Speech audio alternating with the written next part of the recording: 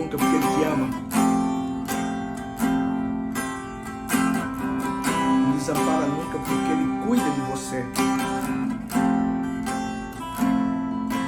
Não desampara nunca porque Ele está perto.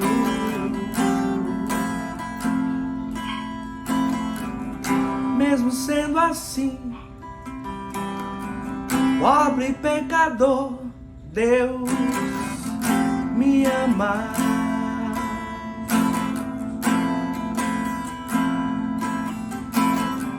Mesmo sendo falho, mesmo sem merecer, Deus me ama.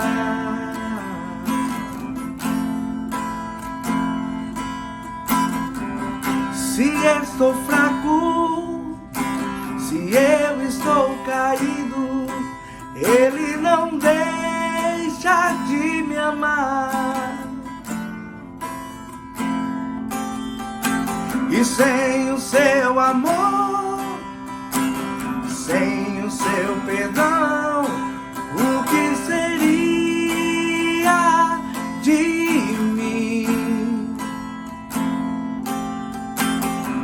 Deus me amou tanto que entregou seu filho para morrer em meu lugar.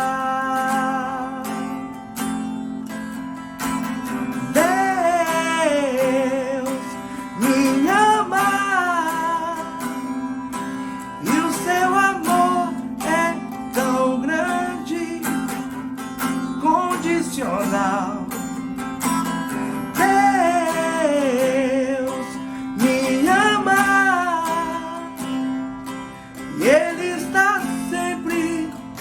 Braços abertos pra mim.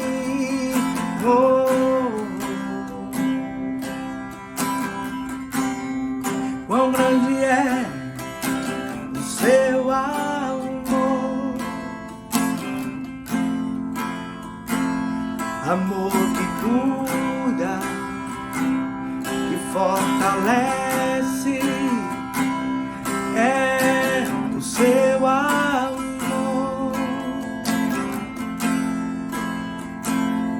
que me sustenta, que me dá força, que me ajuda.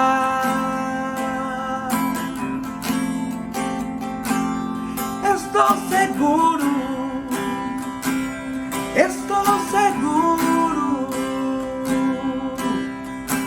em seu amor.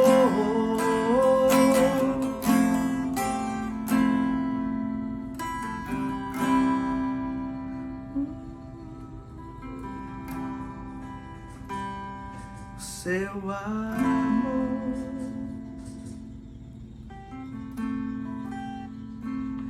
o seu amor,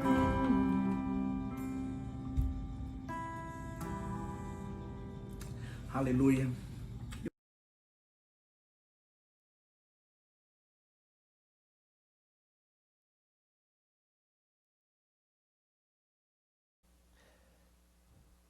Prezados irmãos, estamos no momento de refletirmos sobre a palavra de Deus.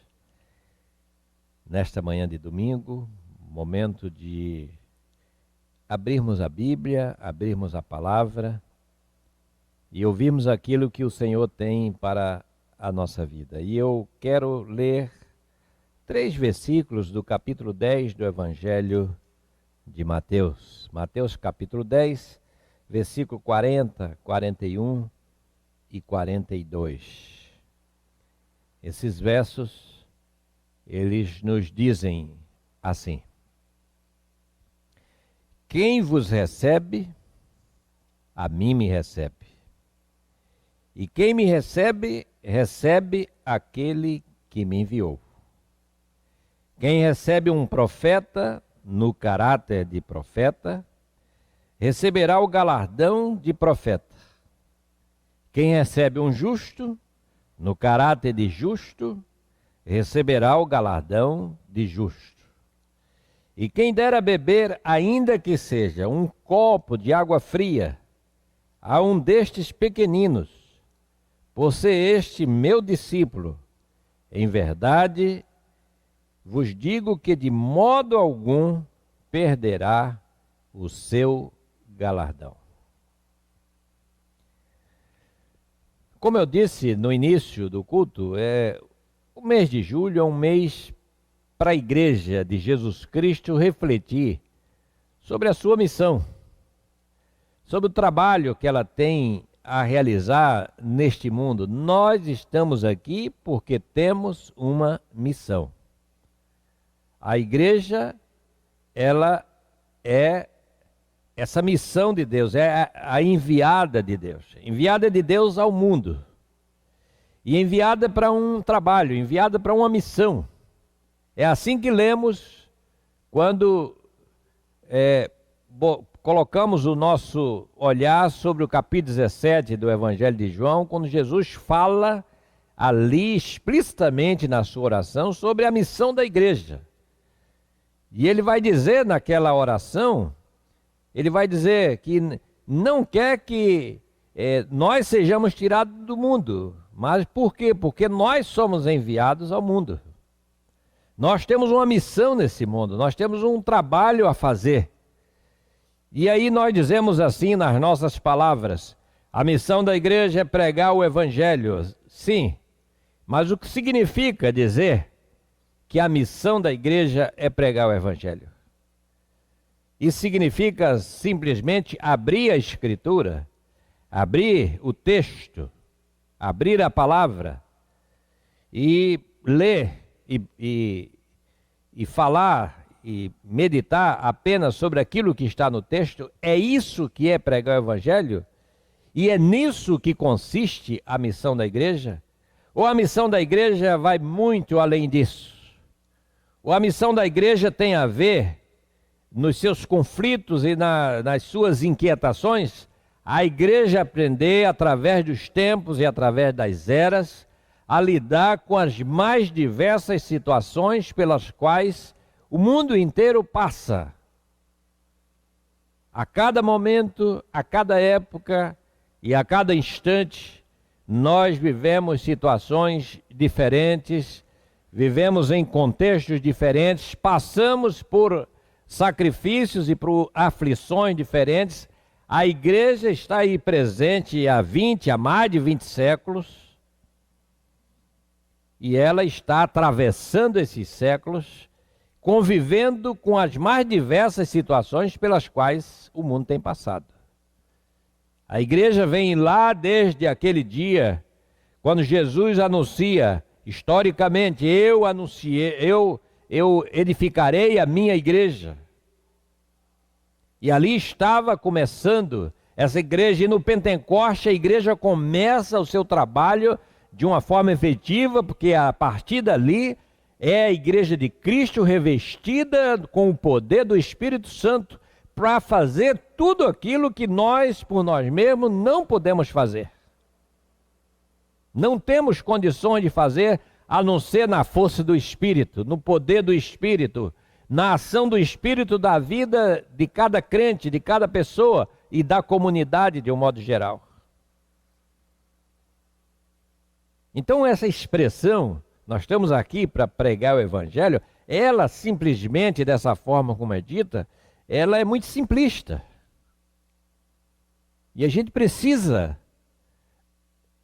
mergulhar no sentido do texto, ou seja, abordar a Escritura de uma forma que ela nos fale e ela nos mostre explicitamente o que é viver esse Evangelho e o que é pregar esse Evangelho, o que é colocar esse Evangelho em prática na nossa vida, no cotidiano. Jesus, ele explicitou isso muito bem quando ele conta a parábola do samaritano. Ou seja, é o trabalho que se faz, é a assistência, é o cuidado com as pessoas, é a preocupação com o ser humano, é a preocupação diante das crises, diante das circunstâncias difíceis, diante das lutas de cada um, E as pessoas têm, cada um, as suas situações, as suas dificuldades, os seus medos, os seus anseios. E a igreja está aí para trazer uma palavra de ânimo, uma palavra de conforto, uma palavra de alento, uma palavra que fala de um Cristo que está presente a cada instante. Nós abrimos as nossas Bíblias e não vemos Jesus Cristo prometendo coisas materiais, que você é cristão, você vai ter isso, você vai ter aquilo, você não vai faltar nada. Muita gente vive esse evangelho como se evangelho fosse isso. Não vai faltar nada, você vai ter tudo que você precisa, você vai ter os seus bens, o crente é aquele que não passa dificuldade. Jesus Cristo não prometeu isso. E quando a gente abre as nossas vidas, nós encontramos Jesus Cristo não prometendo que nós não vamos ter dificuldades. Pelo contrário, ele disse, vocês vão viver dificuldades. E nós estamos vivendo uns dias que nós e pessoas mais do que nós podem dizer assim, agora eu sei o que é dificuldades, eu sei o que é a solidão, eu sei o que é estar sem poder fazer aquilo que eu gosto de fazer. Está restrito o meu campo de ação, meu campo de trabalho. O mundo passa uma dificuldade como já não se via há dezenas de anos. Talvez comparado aí na crise econômica, comparado à crise de 1929, com a queda da Bolsa de Nova York, com a fome no mundo inteiro. No campo da saúde, com epidemias que aconteceram no passado, como em 1918, a gripe espanhola. Enfim, nós estamos vivendo tempos assim, tempos difíceis. Então Jesus não prometeu que nós não haveríamos de passar essas situações. Ele prometeu outra coisa. Se você ler o final do Evangelho de Mateus, no capítulo 28, ele prometeu a sua presença. Eis que estarei convosco todos os dias. Isso às vezes a gente esquece. O que Jesus Cristo prometeu foi uma presença. A presença dele. Seja no dia bom, no dia mau, no dia difícil, no dia fácil, no dia da festa de casamento, no dia do enterro. Ele prometeu presença. Eu estarei com vocês a cada dia da vida. Nem um dia eu estarei ausente. Então é a presença do Senhor. É isso que nós precisamos. Não esquecer e falar disso para as pessoas. Nós cremos num Deus presente. Jesus Cristo é aquele que se faz presente. E o Evangelho lido aqui nesta manhã, nesses 3 versículos, ele faz um discurso, né? Ele está dentro desse discurso da missão da comunidade cristã, que o autor vem falando desde o início. Então são palavras que Jesus termina esse texto, são palavras dirigidas aos discípulos de Jesus.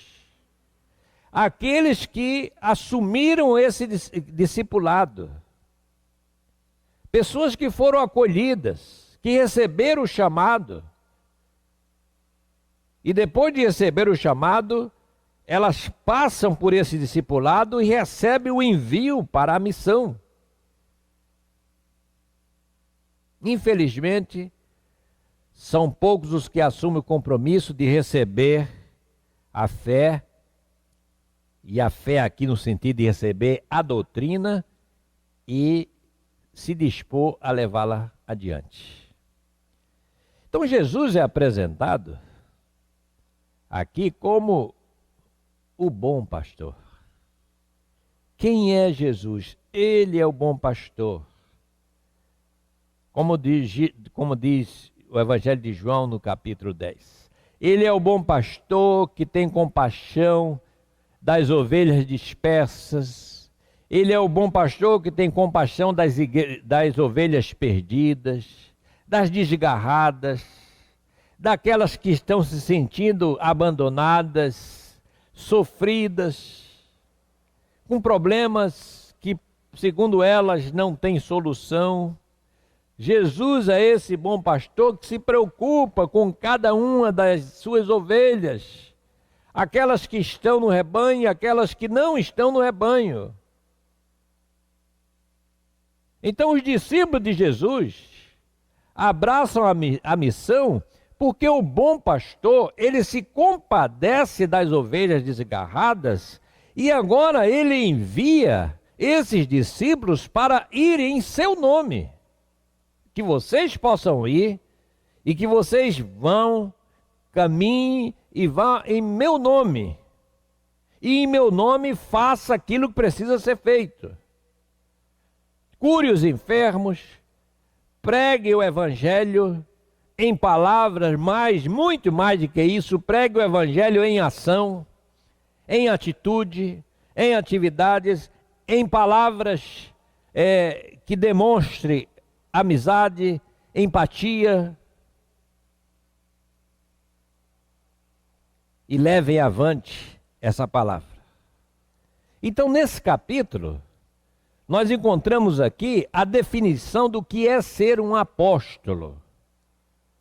Ou seja, o apóstolo é aquele pequeno enviado que recebe a mesma incumbência e o mesmo poder, bem como estão sujeitos às mesmas perseguições do seu mestre, do mestre evangelizador do reino, aquele que é o libertador dos fracos e oprimidos de todos os tempos e de todas as eras.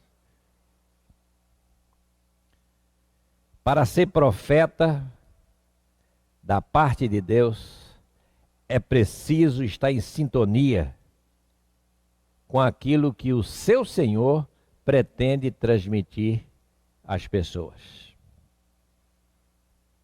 Então, o núcleo desse final de capítulo 10 está na unidade.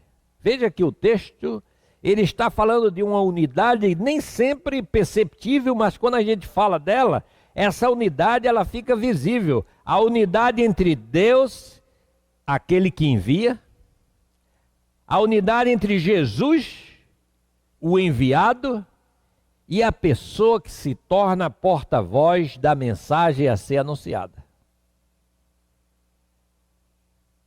Quer dizer, essa ligação, ela está bem presente aqui nesse versículo 40. Quem vos recebe, recebe a mim.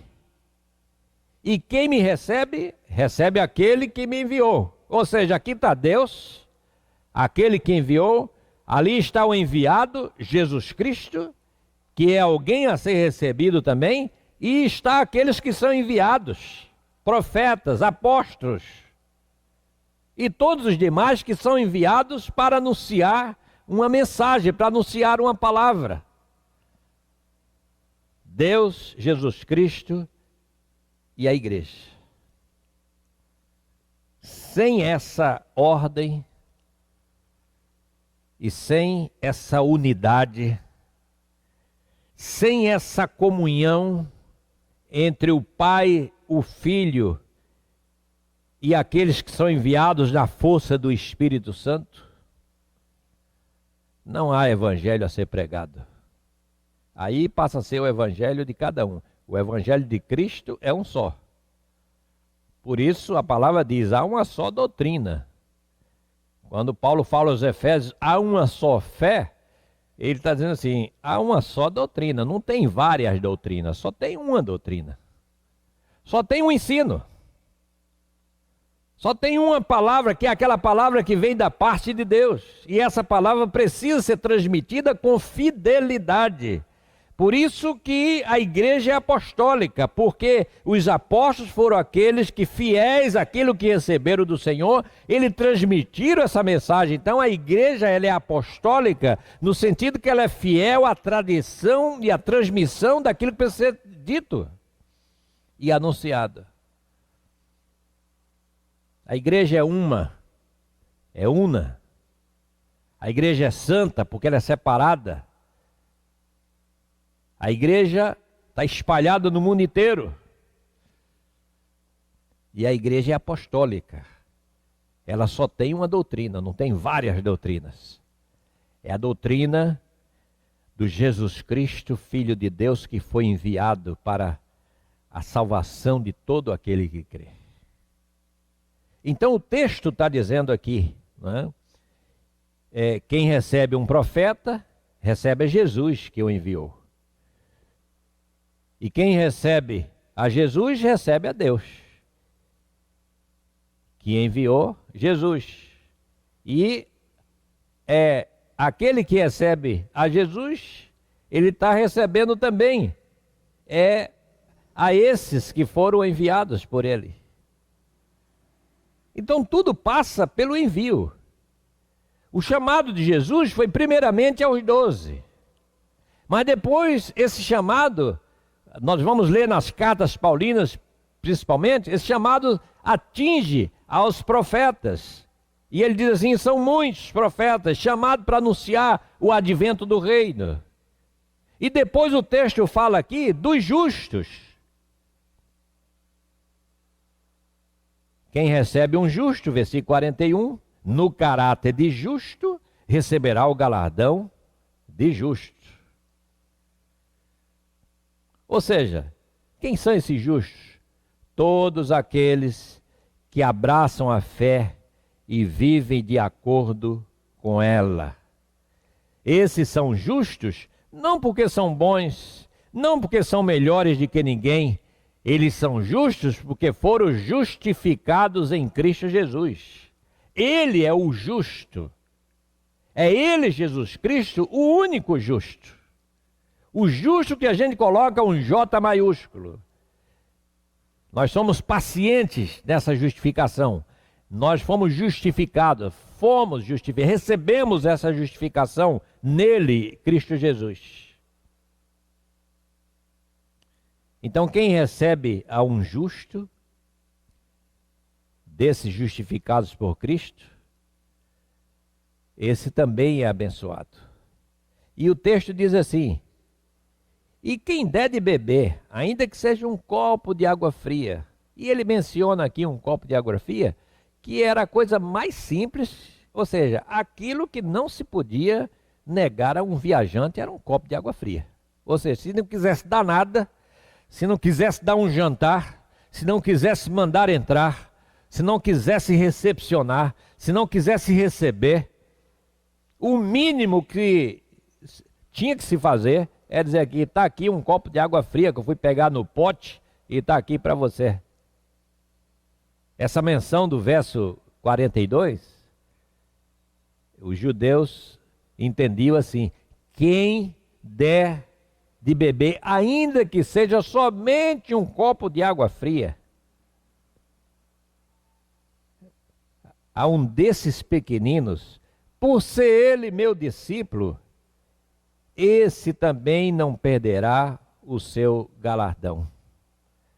Então essas pessoas são os mais humildes, os pequeninos, que também são chamados para ser discípulos de Jesus Cristo. São aquelas pessoas que na sua simplicidade de vida, mas na sua fé robusta, elas dão testemunho da salvação em Jesus Cristo. São aquelas pessoas que, às vezes nós dizemos assim, não tem preparo formal, não tem preparo acadêmico, nem teológico, mas elas têm o Espírito Santo que as ilumina.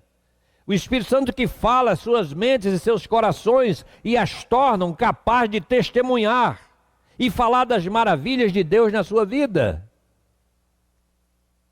Esse testemunho de Jesus Cristo não está restrito àqueles que são apóstolos, àqueles que são profetas, àqueles que se dizem sábios. Não, esse testemunho é de todos os crentes, é de todas as pessoas que foram alcançadas pela fé em Jesus Cristo.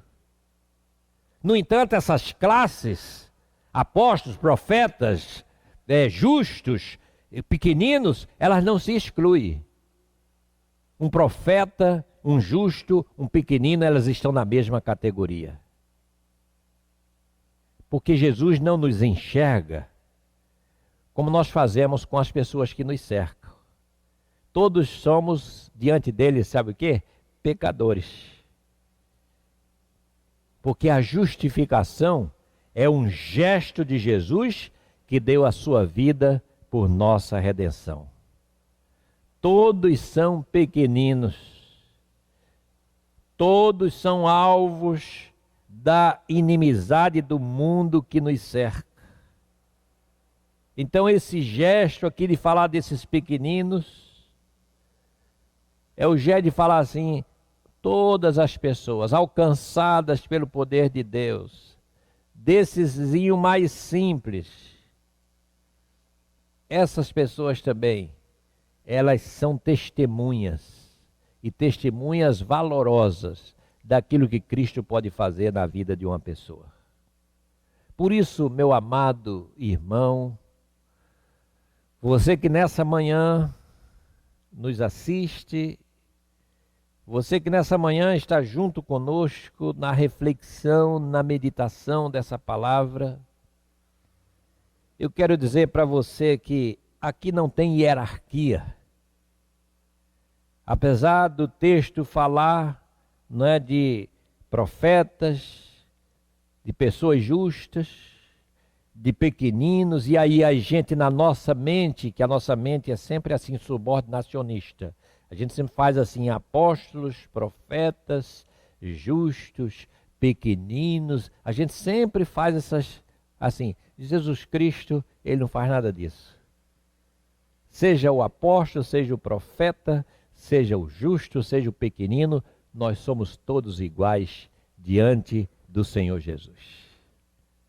Todos nós carecemos da sua graça e carecemos da sua misericórdia na nossa vida, do seu amor. Portanto, eu quero terminar essa palavra mais uma vez dizendo a você que está conosco e está refletindo sobre a palavra de Deus nesses versículos. Jesus Cristo está conosco nos dias que nós estamos vivendo, nesses dias de crise, nesses dias de afastamento, nesses dias de isolamento social, nesses dias de crise econômica, nesses dias de pessoas passando crises psicológicas terríveis, gente que está com a mente atordoada, atrofiada até porque perderam seus empregos, perderam trabalhos, perderam tudo, mas nós frisamos acima de tudo, Jesus Cristo marca aqui e diz assim, eis que estou com você todos os dias. Estou contigo hoje e sempre, até a consumação dos séculos. Guarde no seu coração essa palavra e que Deus nos abençoe. Amém.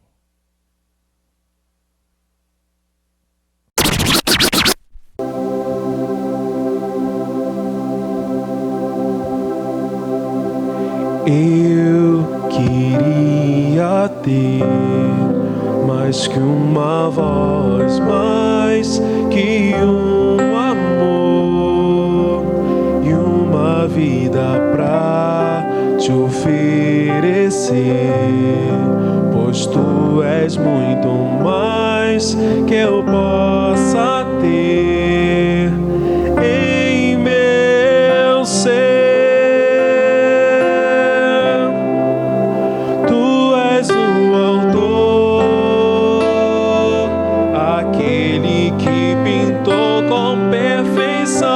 A vida,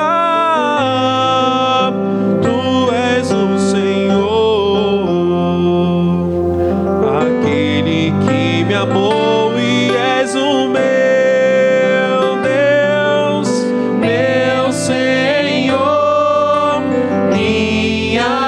vida é para o teu louvor, meu Deus, meu Senhor. Minha vida é para o teu louvor.